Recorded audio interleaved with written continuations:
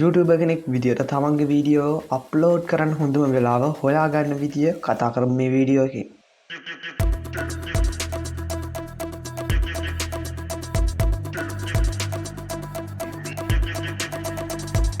මේ වැඩේ ලේසියෙන්ම කරගන්න පුළුවන් සුපිරිම ටූල් එකක් අපිට YouTube එක විසින්ම මේ විදිහට ලබා දීලා තියෙනවා.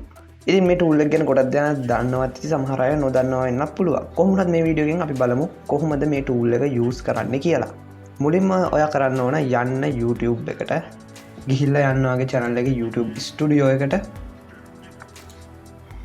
YouTube studio එකට ගිහිල්ලා ඊට පස්සේ ඔයා යන්න ඕන ඔයාගේ channel එකේ analytics වලට ගිහිල්ලා ඊට පස්සේ ඔයා යන්න ඕන audience කියන tab එකට audience කියන tab එකේ පල්ලෙහාට scroll කරන් යද්දී ඔයාට හම්බ වෙනවා මෙන්න මේ විදිහේ පොඩි window එකක් මේ තියෙන්නේ අර මම කලින් කතා කරපු YouTube එකෙන් අපිට ලබා දීලා තියෙන free tool එක මේ option එක use කරලා අපි බලමු කොහොමද අපේ audience එක වැඩියෙන්ම online ඉන්න time එක හොයාගන්නේ කියලා. ඉතින් මේකේ මුලින්ම බැලුව ගමන් ඔයාලට පේන උඩින් දිනේ තියෙන ඒ වගේම මේ පැත්තට වෙලාවල් ටික දාලා තියෙනවා. ඉතින් මෙතනදී පහුගිය දවස් 28 තියෙන ඇනලයිසේෂන් එකක් තමයි මේ ඔයාලට බලා ගන්න පුළුවන් වෙන්නේ. ප්‍රධාන වශයෙන් ඔයාලට මෙතන පාට තුනක් පේන එකක් තමයි මේ කළු පාට හුරු දම් පාට ඊට පස්සේ ලාදම් පාට සහ මෙතන තියෙන පැහැදිලි දම් පාට.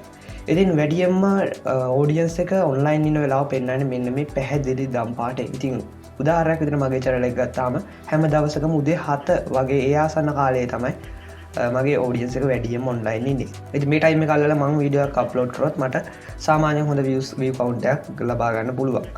ඉතින් මෙතන මේ ලාදම් පාටෙන් පෙන්නන්නේ සාමාන්‍ය කියන අඩුමත් නෙවෙයි වැඩිමත් නෙවෙයි මැද ප්‍රමාණයෙන් කට්ටිය online ඉන්න time එක සහ කළු පාටින් පෙන්නන්නේ කළු පාට හුරු දම් පාටින් පෙන්නන්නේ ඔයාගේ channel එකේ viewers ලා online ඉන්න time එක. ඉතින් කවදාවත් මෙන්න මේ time එකට වීඩියෝ අප්ලෝඩ් නොකර ඔයාගේ channel එකේ වැඩියෙන්ම online ඉන්න time එක අල්ලලා වීඩියෝ එකක් අප්ලෝඩ් කරොත් ඔයාලට පුළුවන් කලින් මම කිව්වා වගේම හොඳ ප්‍රතිඵල ලබා ගන්න. live stream එකක් කරන්න හිතන් ඉන්නවා නම් ඔයාලට පුළුවන් ඒ tool එක use කරලා ඔයාගේ audience එක වැඩියෙන් ඉන්න time එකකට ඔයාගේ live stream එක schedule කරගන්න. එතකොට ඔයාලට පුළුවන්කම තියෙනවා ඔයාගේ live stream එකට ගොඩක් හොඳ view count එකක් ලබා ගන්න.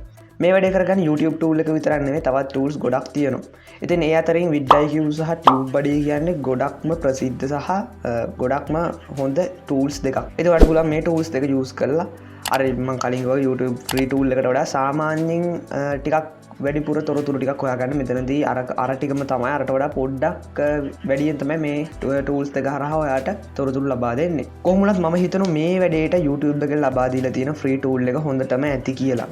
කොහොමනත් ඒක ඔයාගේ කැමැත්ත තමයි ඔයා යූස් කරන ටූල් එක තීරණය කරන්න. ඉතින් ඔයාට පුළුවන් මේ ටූල්ස් තුනම යූස් කරලා වැඩියම සැටිස්ෆයි වෙන ටූල් එක මේ සඳහා යොදා ගන්න.